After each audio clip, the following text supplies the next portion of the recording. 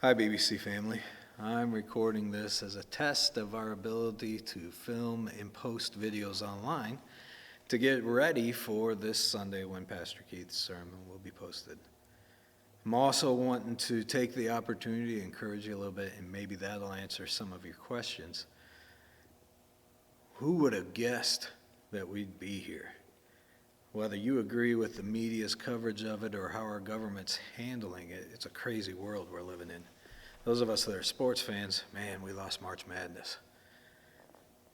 That hurts.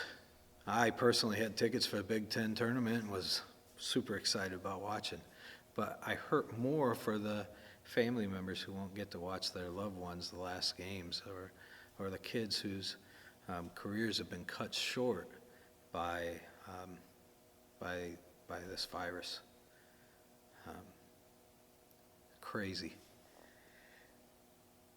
We need to, as a church, respond to this correctly. So here's what we're doing.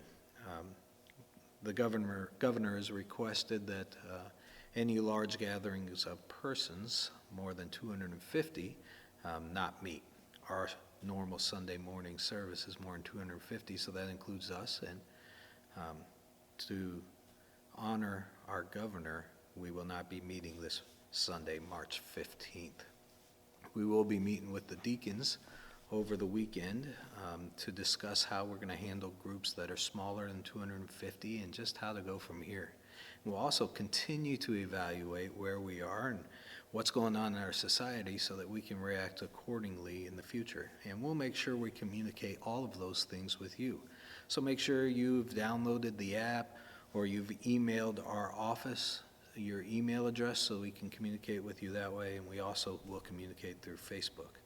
So make sure your contact information is with us so we can communicate with you correctly. We know that God created us for community, and this is going to pose a challenge to our community. I think we can respond correctly and still love one another the way we should. We can still be BBC no matter what's going on around us. Let's make sure we're responding well, and part of that is helping one another out through this. If you know somebody that's struggling financially or physically, please let us know. Or if you're struggling financially or physically, let us know so we can start exploring the ways to be able to help people in that situation through this time. Part of that is also finances. We support missionaries around the world. We financially support missionaries around the world. And we need to continue to do that. This can be something for BBC that is a financial hardship, or this could be a blessing. It all depends on how we respond. We also employ here at the church janitors, secretaries, a bookkeeper, directors, pastors, and we need to make sure we're continuing to support them financially. And that's only going to be possible if we, as BBC, step up to the plate and continue to give. You can do that online. You can find a link for that through our webpage, bbcministries.org, through Facebook, or through the email we sent. You can give online. Or you can mail a check to us. Or you can stop by the foyer, by the church. In the foyer, there's a box. You can drop it off there. But we need to make sure we take this opportunity to financially be responsible and to keep taking care of our ministry.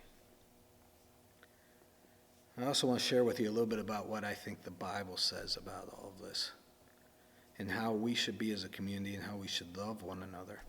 John 13, verse 35, Jesus says that the world will know that we're his disciples because of our love for one another. Man, we really need that part of community right now.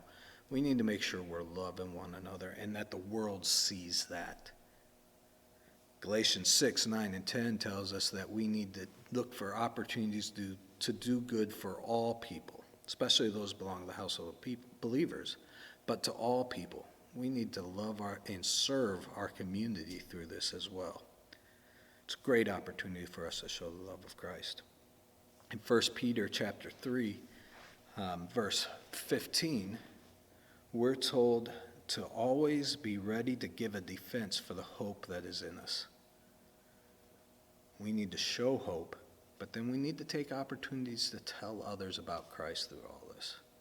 The chapter before, 1 Peter chapter 2, tells us that for the Lord's sake to submit to the authorities, whether it's the emperor or the governor or whoever our authority is, we're to submit to them. I think it's really interesting. It says for the Lord's sake. It's not for our sake.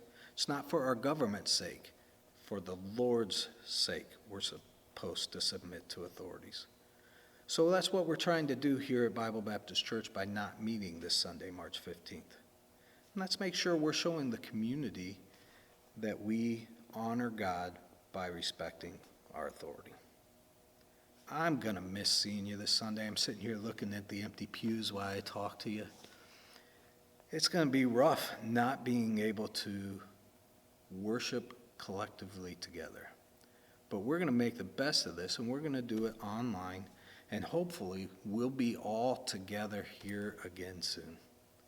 We love you, and we look forward to seeing you. Thank you.